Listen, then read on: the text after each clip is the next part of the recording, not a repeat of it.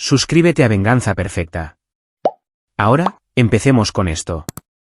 Esteban Morales estaba parado en su porche trasero, con café en mano, observando cómo el amanecer de Nuevo León pintaba de dorado la Sierra Madre. 20 años con las fuerzas especiales de la Marina le habían enseñado a apreciar las mañanas tranquilas.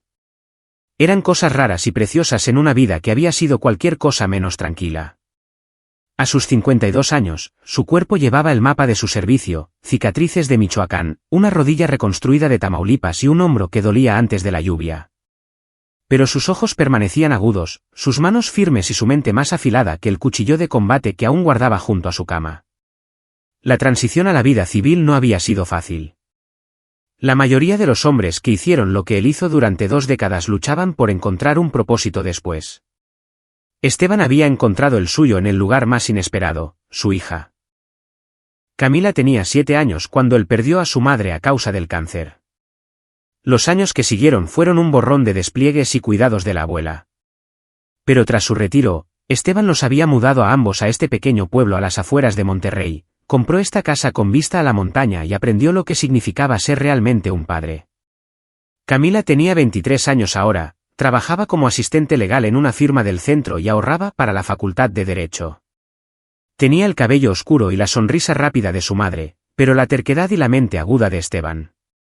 Había crecido sin él durante demasiado tiempo, y estos últimos 3 años habían sido su intento de recuperar el tiempo perdido. Cenas de domingo, viajes de senderismo, enseñarle a disparar en el campo de tiro. Cosas simples, cosas normales. Su teléfono vibró, demasiado temprano para una llamada casual. Los instintos de Esteban, perfeccionados por miles de misiones antes del amanecer, se erizaron. «Papá». La voz de Camila estaba mal. Demasiado aguda. ¿Temblorosa? ¿Qué pasa? Esteban ya se estaba moviendo hacia adentro, dejando su café con una precisión cuidadosa que contradecía su repentina alerta. Hay unos motociclistas en la gasolinera de la carretera nacional. Están. Su voz se quebró. Papá, están rodeando mi auto. Hay como 15 de ellos. Cierra las puertas con seguro. Quédate en el vehículo. Voy para allá.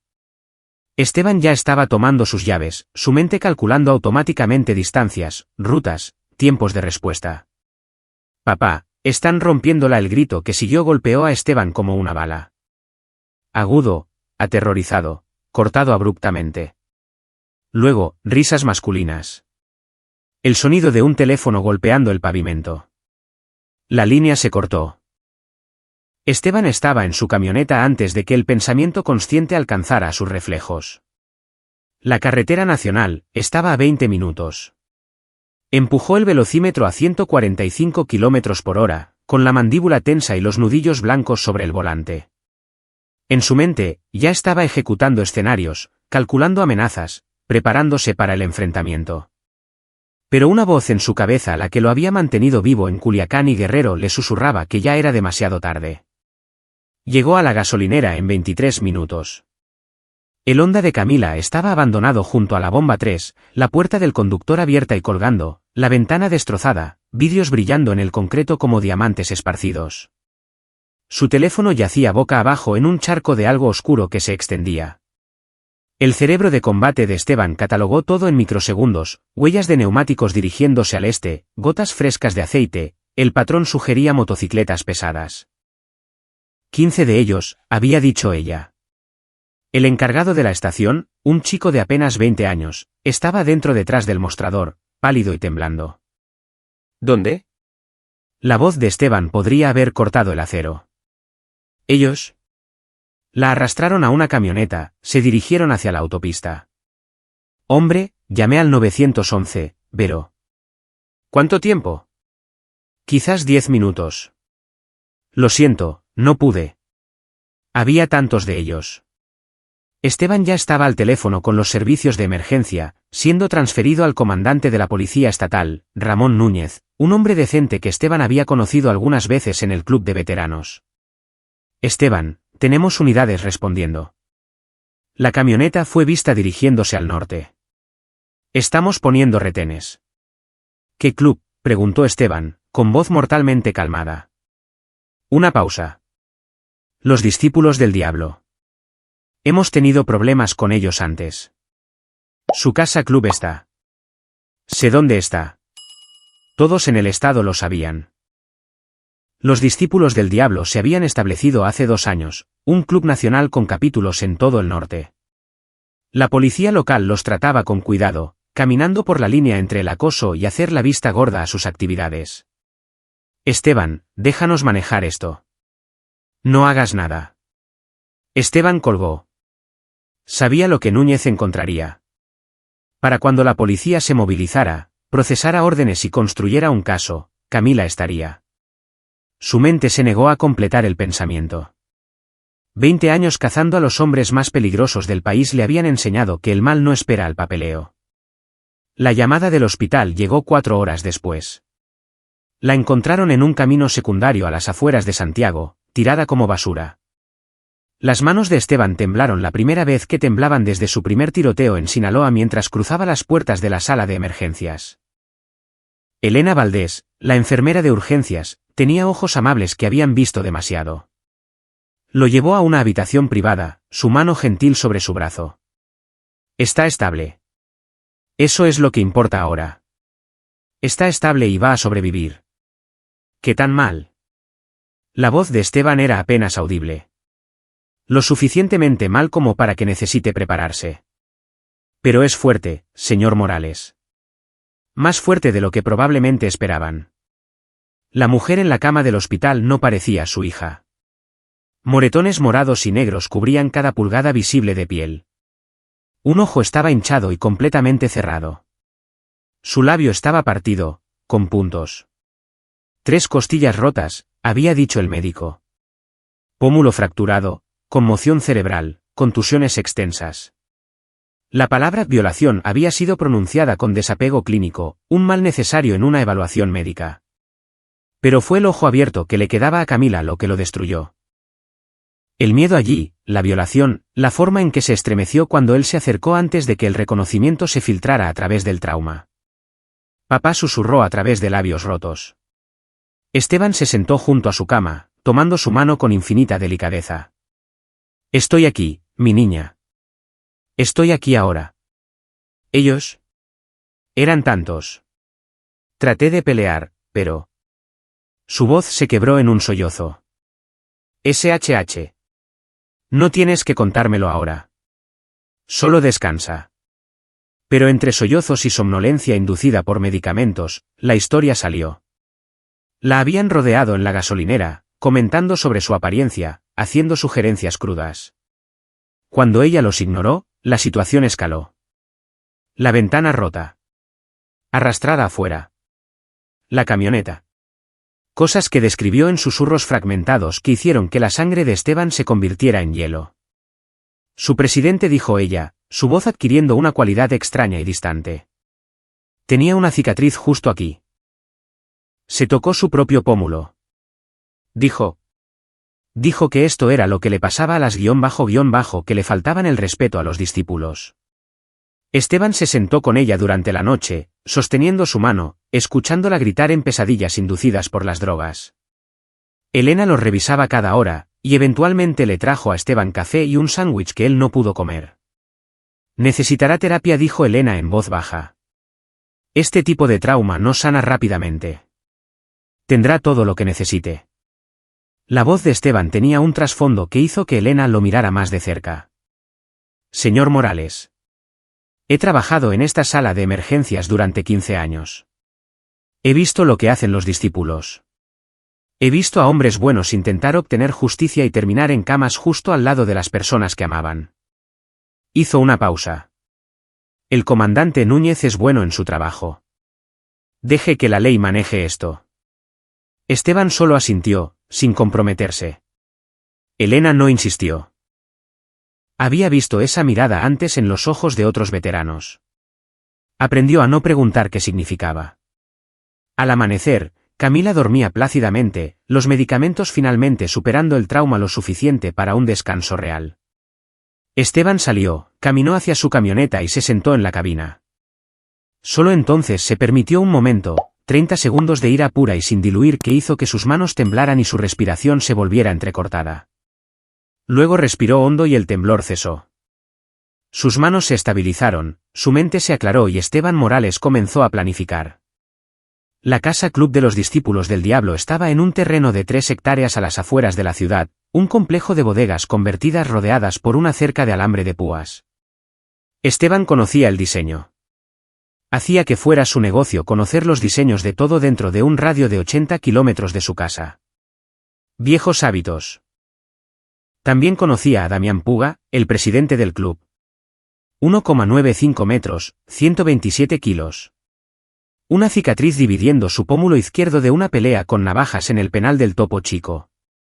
20 años con los discípulos, ascendió de prospecto a presidente a través de violencia calculada y eficiencia despiadada. El capítulo local bajo su control manejaba drogas, armas y prostitución en 3 municipios. La policía lo sabía, pero no podía probar lo suficiente para presentar cargos. Esteban pasó el día siguiente haciendo llamadas, no a abogados ni a la policía, sino a personas como él, hombres con conjuntos de habilidades particulares. Héctor Salinas respondió al segundo timbre. Esteban. ¿Cuánto tiempo? Necesito información, Héctor. Todo lo que tengas sobre los discípulos del diablo. Específicamente el capítulo local. Liderazgo, membresía, propiedades, patrones. Una pausa. Héctor había sido el observador de Esteban durante 8 años, cuando habían sido el equipo más temido del regimiento. Conocía la voz de Esteban, cada inflexión. ¿Qué pasó? Esteban le contó en frases cortas y cortantes. Héctor escuchó en silencio. Dame 6 horas. La línea se cortó. Enrique Barajas, otro excompañero de equipo, fue igualmente eficiente. Armas. Limpias, indetectables, múltiples plataformas. Enrique dirigía una firma legítima de consultoría de seguridad, pero su sótano contenía equipo que pondría celosos a la mayoría de los cárteles. Y Enrique, las necesito esta noche. Estarán en una bodega para las 6. El lugar habitual. Claudio Bernal, el exoficial al mando de Esteban, ahora retirado en Sonora, fue la última llamada. Esteban. Me preguntaba cuándo te comunicarías. ¿Te enteraste? El mundo es pequeño, especialmente nuestro rincón. Núñez me llamó, preguntó si podía hacerte entrar en razón. La voz de Claudio era mesurada, cuidadosa. Le dije que podía intentarlo, pero te conozco desde hace 20 años. Razón no es lo que necesitas ahora. No, señor, no lo es.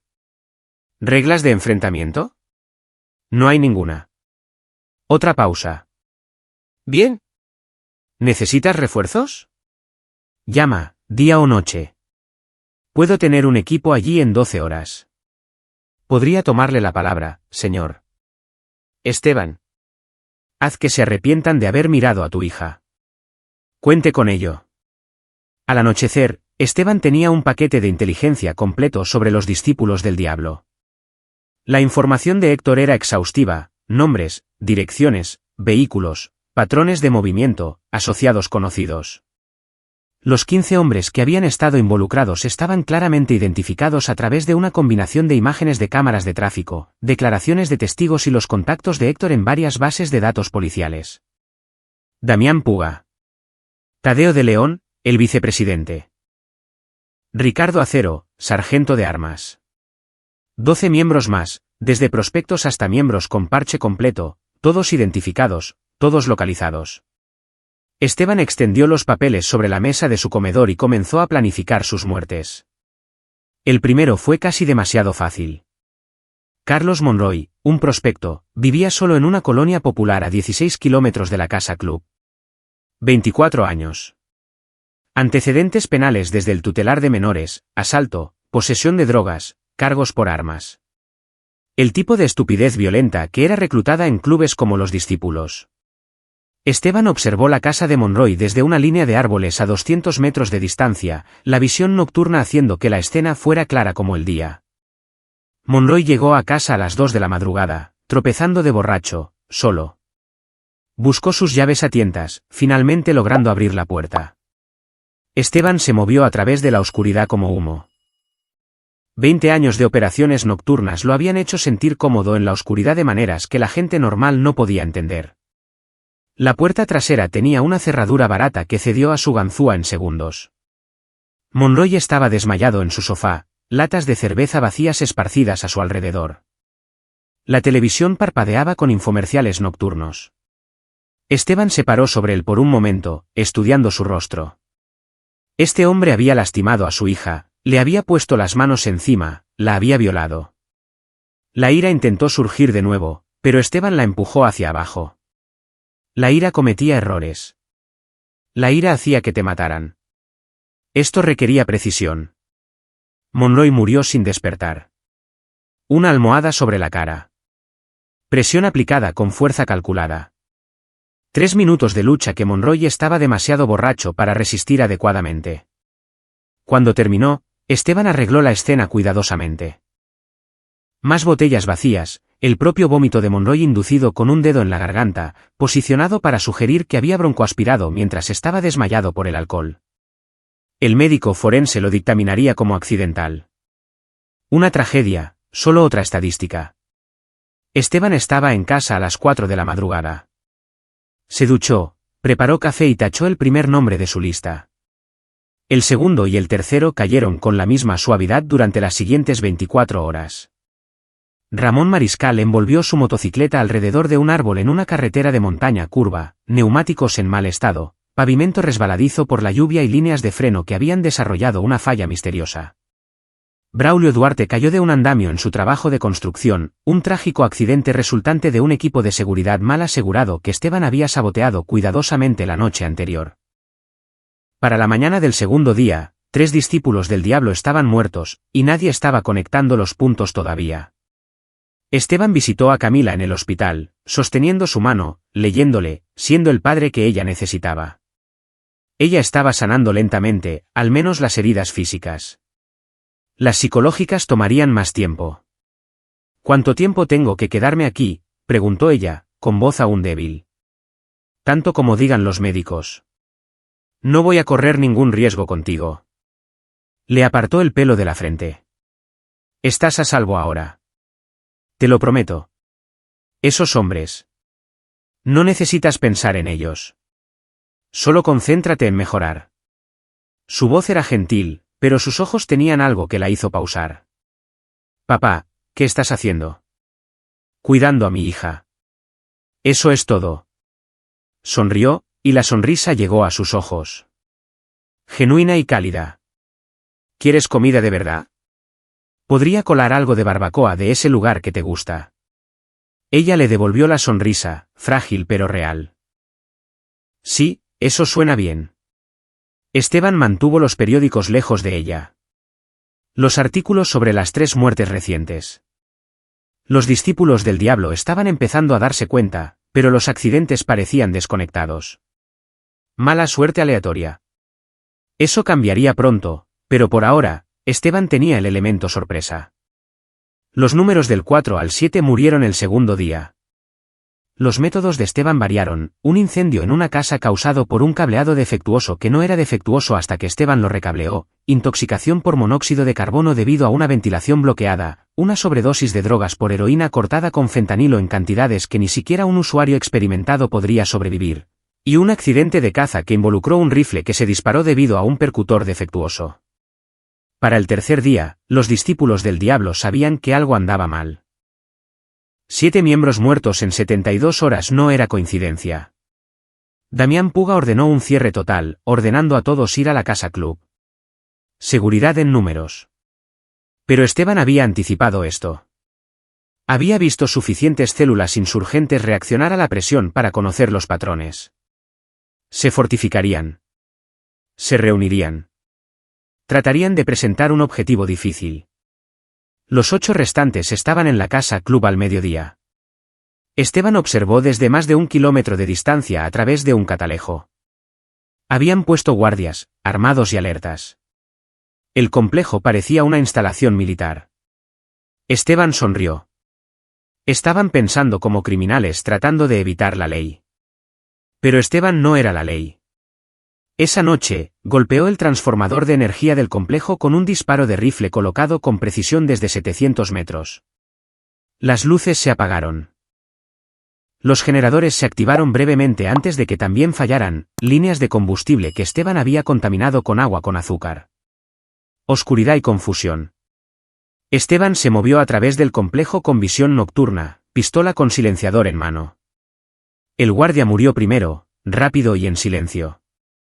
Luego entró en la propia casa club.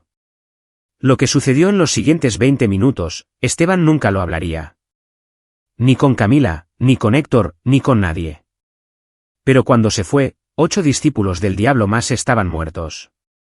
Y la escena que dejó atrás hablaba de violencia calculada, metódica y profesional. Quemó la casa club al salir. Dejó que el fuego destruyera la evidencia.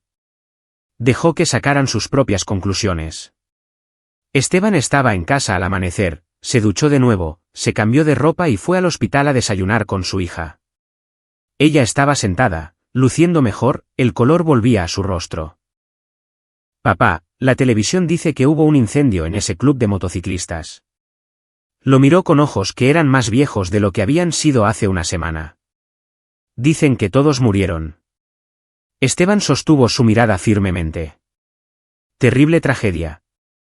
Ella estudió su rostro durante un largo momento. Luego extendió la mano y tomó la suya. Gracias, susurró. Esteban apretó su mano suavemente. Nunca tienes que agradecerme por amarte. Ramón Núñez pasó por el hospital esa tarde. Parecía cansado, como si no hubiera dormido en días. Esteban, ¿podemos hablar? Afuera, se pararon en el estacionamiento, el viento de noviembre cortando a través de sus chaquetas. Núñez encendió un cigarrillo, sus manos no del todo firmes. 15 discípulos del diablo muertos en 72 horas. ¿Sabes algo de eso? He estado aquí en el hospital cuidando a mi hija. Puedes revisar los registros de visitas. ¿Lo hice? También has estado en casa todas las noches. Los testigos lo confirman. Núñez dio una larga calada. La cosa es que tengo un complejo quemado hasta los cimientos, 8 cuerpos adentro y ninguna evidencia de quién lo hizo. Tengo otras 7 muertes que parecen accidentes, pero estadísticamente es imposible que sean coincidencias. Y tengo a un exoperador de las fuerzas especiales cuya hija fue violada en grupo por esos mismos 15 hombres. Esteban no dijo nada. ¿Sabes qué es lo interesante?, continuó Núñez. Nadie está llorando por estas muertes. Ni los otros miembros del club, ni sus familias, ni la comunidad. ¿Sabes por qué? Porque todos saben lo que eran los discípulos, lo que hacían, cuántas vidas destruyeron. Imagino que eso facilita tu trabajo. Núñez soltó una risa amarga. Mi trabajo es hacer cumplir la ley, Esteban. Pero he sido policía durante 20 años. Sé la diferencia entre la ley y la justicia. No siempre son lo mismo. Dejó caer el cigarrillo y lo aplastó bajo su talón. Esto es lo que va a pasar.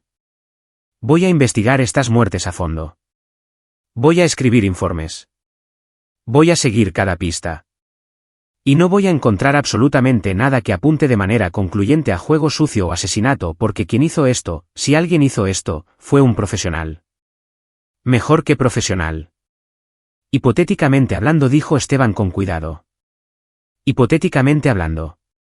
Núñez lo miró directamente. Pero Esteban, esto no ha terminado. Los discípulos del diablo son un club nacional. Tienen capítulos en 30 estados. Cuando escuchen que todo su capítulo local fue aniquilado, van a responder. Y esa respuesta no será sutil. Lo tendré en cuenta. Hablo en serio. Estos no son solo unos matones locales. Los discípulos también tienen veteranos militares en sus filas. Tienen recursos. Van a querer sangre. Núñez hizo una pausa. Cuida tu espalda. Cuida a tu hija. Porque vienen en camino. Esteban asintió lentamente. Aprecio la advertencia, comandante. Después de que Núñez se fue, Esteban hizo otra llamada. Claudio, voy a necesitar ese equipo después de todo. El capítulo nacional de los discípulos del diablo respondió exactamente como Esteban había predicho. En una semana, se corrió la voz, 300 miembros de capítulos de todo el país se estaban movilizando. Destino, la ciudad natal de Esteban. Misión, dar un ejemplo. La noticia llegó a Esteban a través de la red de inteligencia de Héctor. No son sutiles, Esteban. Lo están anunciando en las redes sociales, hablando de ello en los bares. Quieren que sepas que vienen. Quieren que corras o entres en pánico. ¿Cuándo? La mejor inteligencia dice que llegarán en 3 días. Despliegue total de fuerza. Planean rodear tu casa a medianoche, sacarte a rastras y hacer un espectáculo de tu muerte. Van a transmitirlo en vivo. Esteban se paró en su porche mirando las montañas, café en mano. Camila iba a ser dada de alta del hospital mañana. Elena había organizado un terapeuta de trauma privado, y Camila estaba respondiendo bien. Nunca sería la misma, un trauma así dejaba cicatrices permanentes, pero sobreviviría. Se recuperaría. Viviría. Héctor, ¿recuerdas lo que solíamos decir en el regimiento sobre traer la pelea hacia nosotros? Que era el último error que el enemigo cometía jamás. Héctor hizo una pausa. ¿Tienes un plan? Trabajando en ello. ¿Cuántas personas puedes traer aquí en 72 horas? ¿Cuántos necesitas? Todos los que puedas conseguir. Fuerzas especiales, GAFE, paracaidistas. No me importa lo que hicieron siempre y cuando sean buenos en ello y estén dispuestos a operar fuera de la ley. Eso es mucho pedir, Esteban. No estoy pidiendo. Estoy ofreciendo la oportunidad de hacer lo que fuimos entrenados para hacer una vez más. Una oportunidad para recordarles a las personas por qué no sé __ con los soldados mexicanos o sus familias. Héctor guardó silencio por un momento. Haré llamadas. Claudio Bernal llegó primero, conduciendo toda la noche desde Sonora. Salió de su camioneta, con 70 años pero aún moviéndose como el comando que alguna vez fue. Estrechó la mano de Esteban, le apretó el hombro. Es bueno verte, señor. Ahórrate las formalidades. Tenemos trabajo que hacer. Claudio miró la casa de Esteban, estudiando el terreno, las líneas de visión, los accesos. Defendible. Pero 300-1 son probabilidades largas, incluso para nosotros. No será 300-1. Para la noche siguiente, 23 hombres habían llegado. Enrique Barajas trajo 5 exsoldados de infantería de marina. Héctor Sullivan trajo 4 exoperadores de fuerzas especiales. Claudio había contactado a su red y reunido a 8 exsoldados del ejército. 2 exoperadores del grupo de alto mando llegaron desde Veracruz. 4 francotiradores volaron desde Jalisco. Se reunieron en la sala de estar de Esteban, llenando el espacio con violencia tranquila y competente. Hombres que habían cazado criminales en montañas y desiertos, que habían derribado puertas en Sinaloa y Michoacán, que habían ejecutado objetivos de alto valor. La edad promedio era de 50 años. El número promedio de muertes enemigas confirmadas era clasificado. Esteban se paró frente a ellos, con la foto del hospital de su hija en la mesa detrás de él. No necesitaba explicar mucho. Todos habían sido informados. Todos se habían ofrecido como voluntarios. 300 discípulos del diablo vendrán aquí mañana a la medianoche. Creen que van a rodear mi casa, arrastrarme afuera y ejecutarme en una transmisión en vivo. Creen que están dando un ejemplo. La voz de Esteban era fría, controlada. Están equivocados. Nosotros vamos a dar un ejemplo con ellos. Vamos a recordarles por qué no se le declara la guerra a los soldados de operaciones especiales. ¿Por qué no se lastima a nuestras familias? Enrique Barajas habló. ¿Reglas de enfrentamiento? No hay ninguna. Estos hombres son pandilleros, violadores y asesinos. En lo que a mí respecta, son combatientes enemigos en suelo mexicano. Esteban hizo una pausa. Dicho esto, no los vamos a masacrar. Vamos a darles una opción. Retirarse y marcharse, o enfrentar las consecuencias. Si eligen la violencia, respondemos con fuerza abrumadora. Claudio Bernal asintió con aprobación. Necesitaremos posiciones, campos de tiro, coordinación. ¿Cómo es el terreno? Pasaron las siguientes 12 horas convirtiendo la propiedad de Esteban en un campo de exterminio. La casa se asentaba en 2 hectáreas con líneas de visión claras en todas las direcciones. El bosque al este proporcionaba cobertura para las posiciones de francotiradores. La pequeña colina al oeste ofrecía elevación. La línea de árboles al sur creaba cuellos de botella naturales. 23 exoperadores especiales, trabajando con eficiencia practicada, transformaron el terreno. Posiciones de combate cavadas y camufladas. Tarjetas de rango creadas, comunicaciones establecidas, suministros organizados. Era como estar de vuelta en la sierra preparándose para un asalto, excepto que esta vez tenían semanas en lugar de horas. Y sabían exactamente lo que venía. Esteban trajo a Camila a casa a la mañana siguiente. Caminaba despacio, todavía con dolor, pero decidida. Elena se había ofrecido a que se quedara en su casa unos días, pero Camila se había negado. No voy a huir de mi propia casa, papá. Adentro, vio los preparativos y se detuvo. Papá, hay hombres con armas afuera. Viejos amigos. Están aquí para ayudar. Ella lo miró, comprendiendo lo que sucedía. Los motociclistas. Vienen, ¿verdad? Esteban asintió. Pero no te van a lastimar. Te lo prometo. ¿Cuántos? Muchos. Pero tenemos un plan. La guió hacia el sofá. Elena se quedará contigo esta noche arriba en la habitación de seguridad. Pase lo que pase, te quedas allí. Camila le agarró la mano. Papá, no puedo perderte a ti también. No lo harás. Esteban le besó la frente. Confía en mí, mi niña. Esto es lo que hice durante 20 años. Soy muy bueno en ello. Al caer la oscuridad, la casa se convirtió en un centro de comando. Las imágenes térmicas confirmaron que los discípulos del diablo se estaban organizando a 16 kilómetros de distancia. 300 motocicletas formándose en un estacionamiento local. Llegarían exactamente a la medianoche, tal como la inteligencia había predicho. Esteban se paró en su porche a las 11:45 de la noche, observando el camino. Detrás de él, dentro de la casa, Elena estaba sentada con Camila en la habitación reforzada de arriba. A su alrededor, invisibles en la oscuridad, 23 de los soldados más letales de México esperaban en posición. El sonido llegó primero, el estruendo de 300 motocicletas creciendo cada vez más fuerte.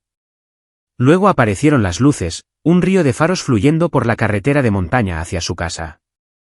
Las motocicletas rodearon la propiedad, cercándola completamente, sus motores un rugido ensordecedor. A la medianoche exacta, los motores se apagaron. 300 hombres bajaron de sus motos, chaquetas de cuero, parches identificando capítulos de todo el país, armados con bates, cadenas, cuchillos y más de unas pocas armas visibles en las cinturas. Un hombre dio un paso adelante del grupo. 1,98 metros, 136 kilos, parche del diablo en su pecho identificándolo como el presidente nacional. Su nombre era Natanael Franco, y su reputación lo precedía. 2 décadas en el club, se rumoreaba que había matado personalmente a más de 30 hombres. Esteban Morales. Su voz resonó a través de la propiedad. Mataste a 15 de nuestros hermanos. Esa es una deuda que hay que pagar.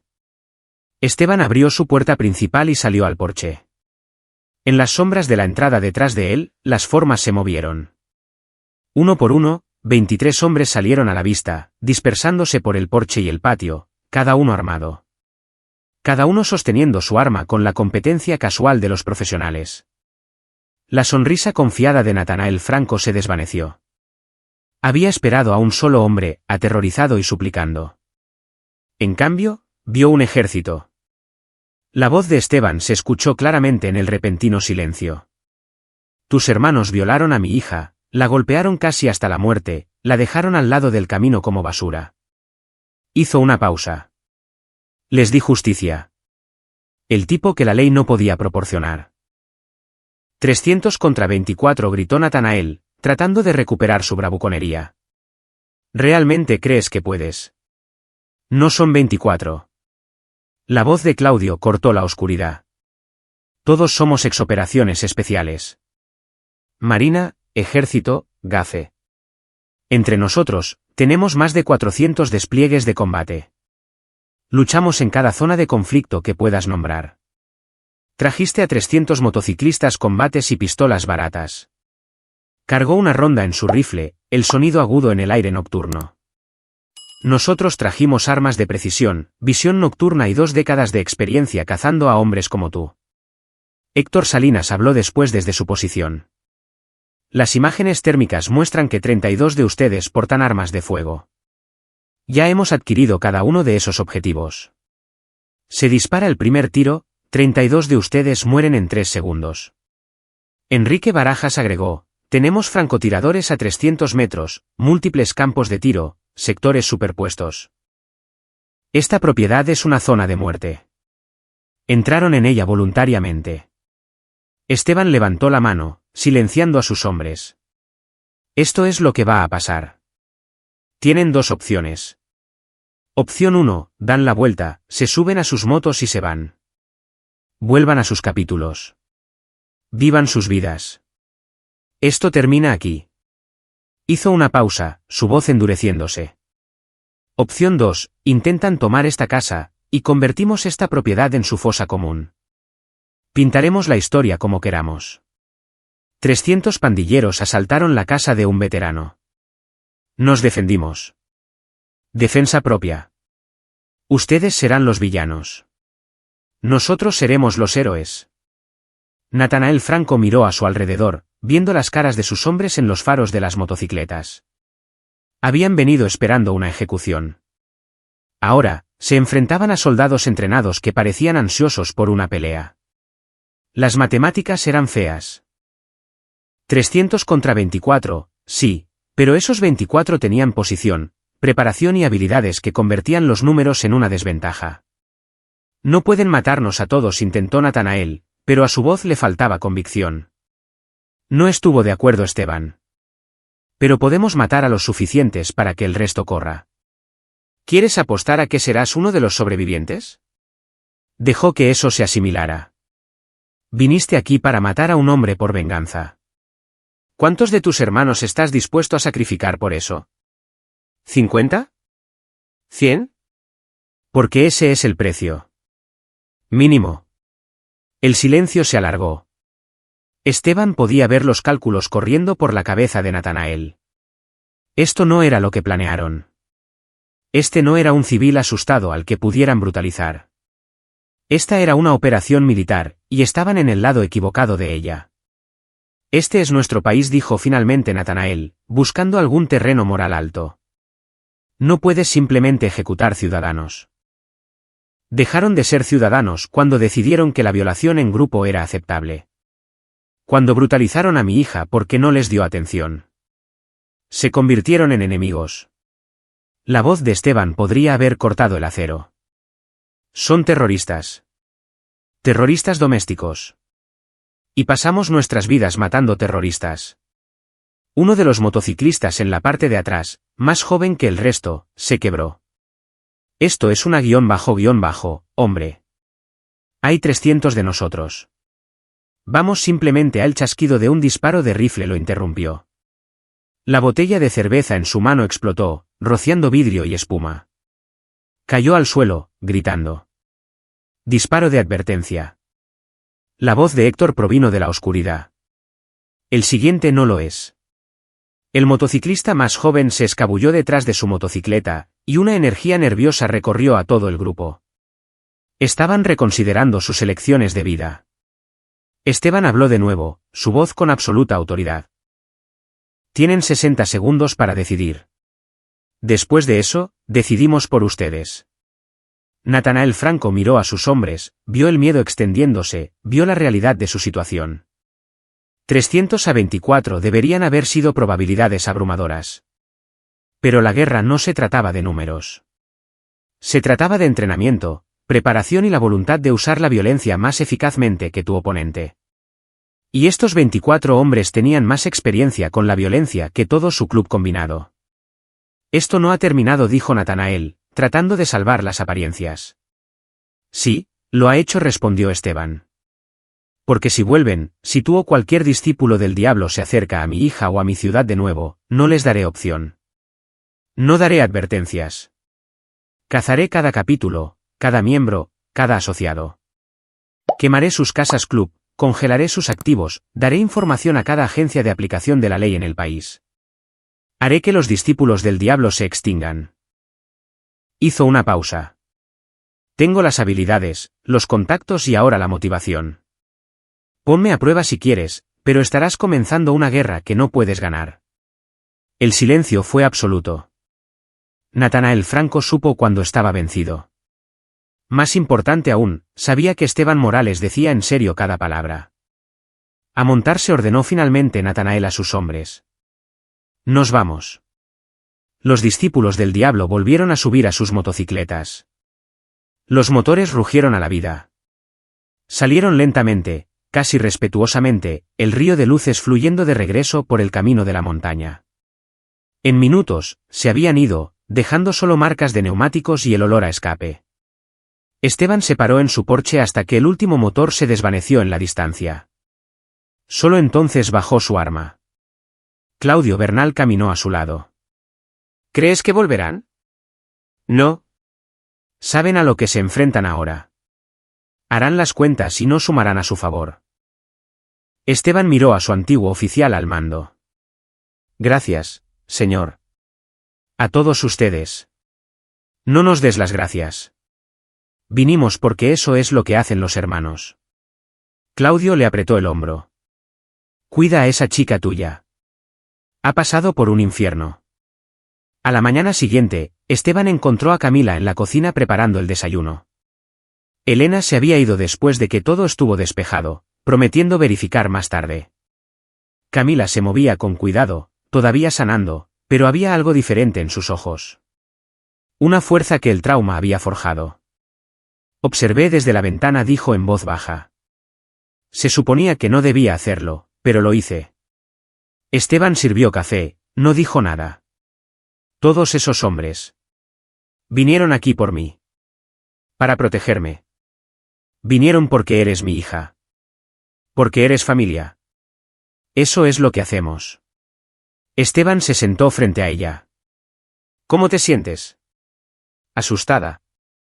Enojada. Rod. Ella lo miró a los ojos. Pero también segura. Por primera vez desde que sucedió, me siento segura. Bien. Ese es mi trabajo. Mantenerte a salvo. Papá, lo que hiciste. Lo que me hicieron estuvo mal. Pero lo que hiciste fue necesario. Esteban terminó, la ley no siempre puede impartir justicia, Camila. A veces, los hombres buenos tienen que hacer cosas difíciles para proteger a las personas que aman. Ella guardó silencio por un largo momento. No voy a preguntarte qué pasó con esos 15 hombres. No necesito saberlo, pero necesito que sepas que estoy agradecida, que te amo y que no te culpo por lo que sea que hiciste. Esteban extendió la mano a través de la mesa y tomó la de ella. Eres mi hija. No hay nada que no haría por ti. Nada que no sacrificaría. Ninguna línea que no cruzaría. Lo sé. Eso es lo que te hace un buen padre. Ella le apretó la mano. ¿Podemos ser normales ahora? ¿Por un tiempo? Sí, podemos intentarlo. La vida volvió a algo parecido a la normalidad durante las semanas siguientes. Camila comenzó terapia, trabajando a través de su trauma con un profesional. Las pesadillas venían con menos frecuencia. Sonreía más a menudo. Esteban se mantuvo cerca pero le dio espacio cuando lo necesitaba. Ramón Núñez cerró la investigación sobre las 15 muertes, dictaminándolas como accidentales o sin resolver sin sospechosos. El Capítulo Nacional de los Discípulos del Diablo emitió una declaración afirmando que habían investigado su capítulo local y encontrado evidencia de la actividad criminal no autorizada. Desautorizaron a los 15 miembros muertos, alegando que habían estado operando fuera de las reglas del club. Era una mentira para salvar las apariencias, pero significaba paz. Claudio Bernal y los demás regresaron a sus hogares. Pero Esteban sabía que estaban a solo una llamada de distancia. Eso era lo que los hacía hermanos. No la sangre compartida, sino el sacrificio compartido. Habían estado a su lado cuando más los necesitaba, y él haría lo mismo por cualquiera de ellos. Enrique Barajas llamó unas semanas después. Pensé que debería saberlo. La inteligencia dice que los discípulos del diablo han emitido órdenes internas. Tu ciudad está fuera de los límites. Tu nombre está en una lista de no atacar. Le están diciendo a sus miembros que te eviten como a la plaga. Bien. Eso es lo que quería. Esteban, lo que hiciste. Acabar con 15 combatientes entrenados en 72 horas, planificar esa defensa, llamar a ese equipo. Ese fue uno de los mejores trabajos operativos que he visto. No has perdido el toque. Tenía motivación. Sí, la tenías. ¿Cómo está sanando Camila? Tomará tiempo, pero es fuerte. Es tu hija. Por supuesto que es fuerte. Un mes después del asedio, Camila acudió a Esteban con una petición. Quiero aprender a disparar correctamente. Como tú. Pasaron los siguientes meses en el campo de tiro. Esteban le enseñó los fundamentos, control de la respiración, disciplina del gatillo, imagen de la mira.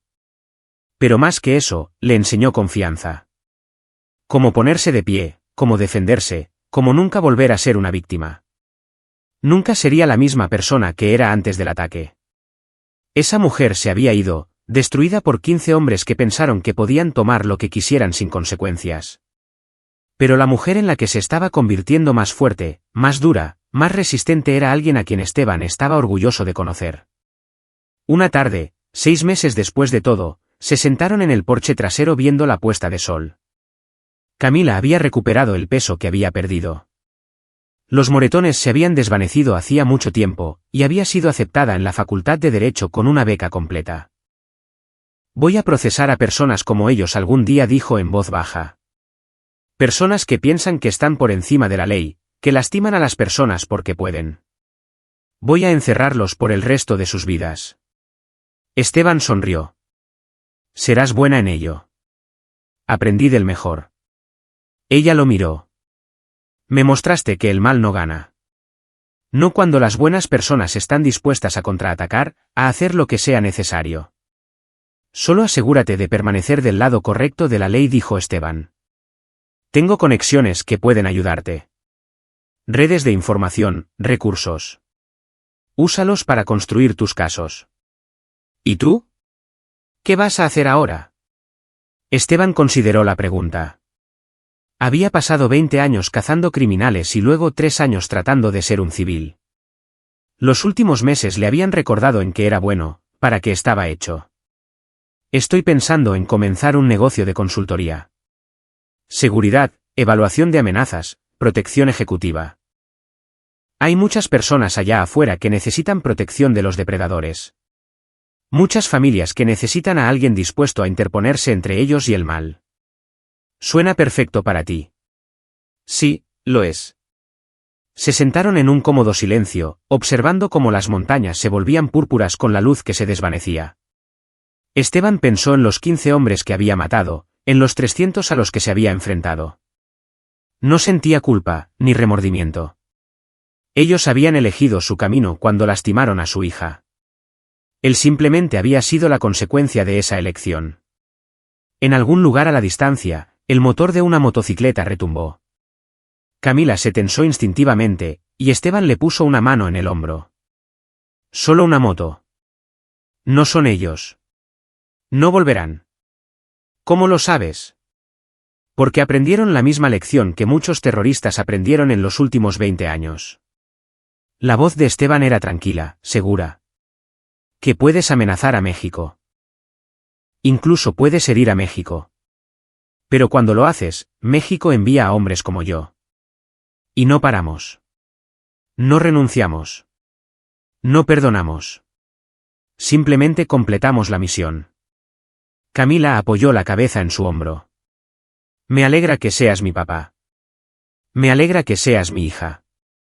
Esteban le besó la parte superior de la cabeza. Y te prometo, mientras yo respire, nada como eso te volverá a pasar. Era una promesa que tenía la intención de cumplir. Porque Esteban Morales era muchas cosas, un ex marino, un asesino entrenado, un hombre peligroso. Pero, sobre todo, era un padre. Y no había nada en este mundo más peligroso que un padre protegiendo a su hijo.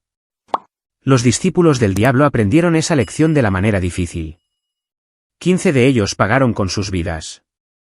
300 más vinieron buscando venganza y se fueron agradecidos de estar vivos. Y en algún lugar de la Sierra Madre, Esteban Morales hacía guardia sobre su hija, observando la puesta de sol, listo para lo que viniera después. Porque eso es lo que hacían los guerreros. Hacían la guardia.